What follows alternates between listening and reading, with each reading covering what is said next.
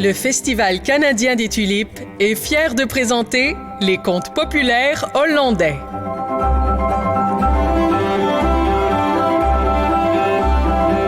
L'histoire d'aujourd'hui s'intitule « Le prince Spinehead et Blanche-Neige ».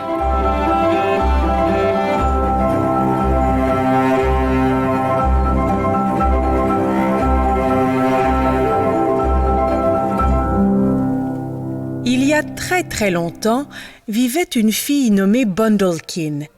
Elle avait 4 grands frères qui l'aimaient beaucoup et faisaient tout ce qu'ils pouvaient pour la rendre heureuse.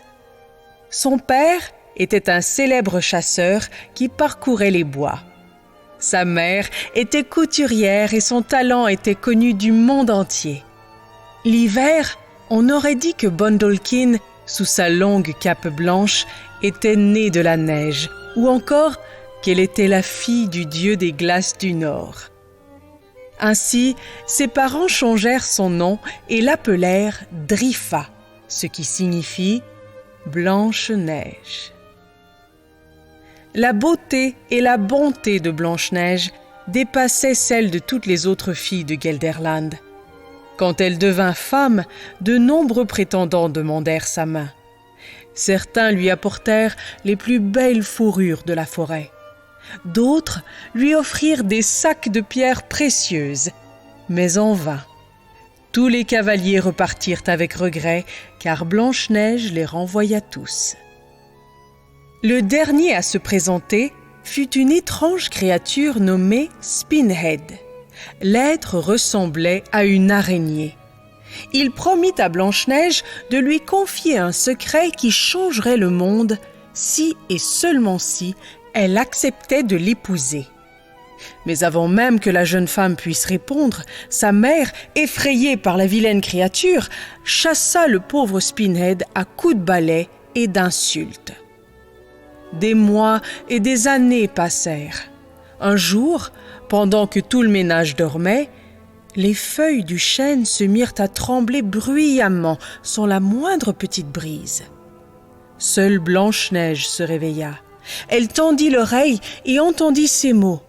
« Lorsque celui que vous appelez Spinehead viendra à vous, écoutez-le, il est le plus sage de toute la forêt. » Puis, le bruissement des feuilles du grand chêne cessa et tout redevint normal.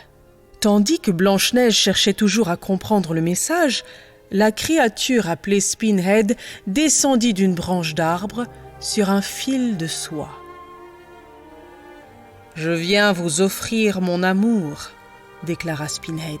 « Vous n'avez pas besoin de m'épouser immédiatement, mais si vous me laissez tisser ma toile dans votre chambre, j'y vivrai. Et éventuellement, je vous récompenserai. Permettez-moi de rester à vos côtés, et vous ne le regretterez pas. » La jeune fille eut à peine le temps de consentir qu'une terrible tempête déracina le chêne et rasa les arbres de la forêt.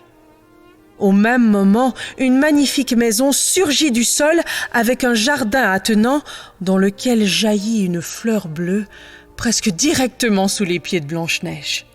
« Choisissez votre chambre préférée, » déclara Spinehead. « Puis, laissez-moi un coin de la pièce.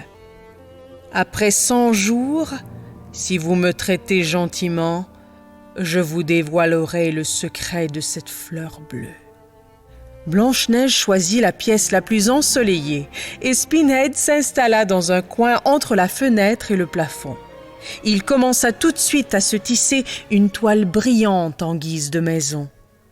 C'est alors que Blanche-Neige remarqua que sa chambre était vide.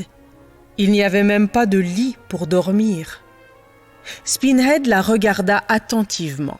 « Ah, vous voulez un lit et de jolies choses pour votre chambre. » En un instant, des fourrures soyeuses tapissèrent le sol et tous les anciens biens de Blanche-Neige apparurent.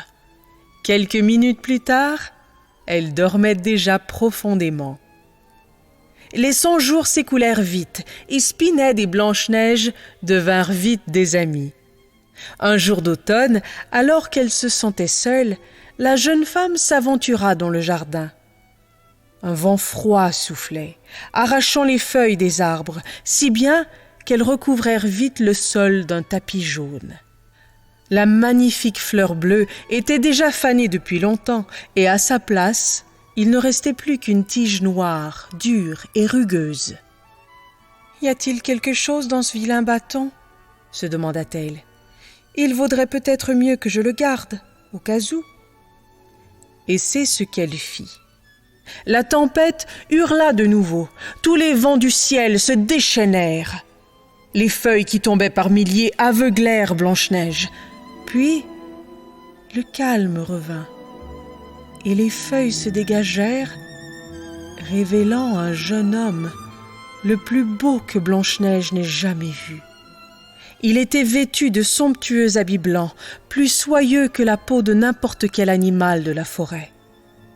Dans sa main, il tenait les restes de ce qu'avait été la fleur bleue. « C'est moi, Spinhead, déclara-t-il. Les 100 jours sont derrière nous, le sort est brisé, et je suis enfin délivré de cette malédiction. Je vous offre en cadeau cette vilaine tige sur laquelle fleurissait la fleur bleue. » Blanche-Neige était sans voix, elle avait peine à respirer. « Ouvrez-la !» dit Spinhead. Divisant la tige de bout en bout, la jeune fille fut surprise d'y trouver de nombreuses fibres longues et soyeuses, aussi fines que les fils d'une toile d'araignée.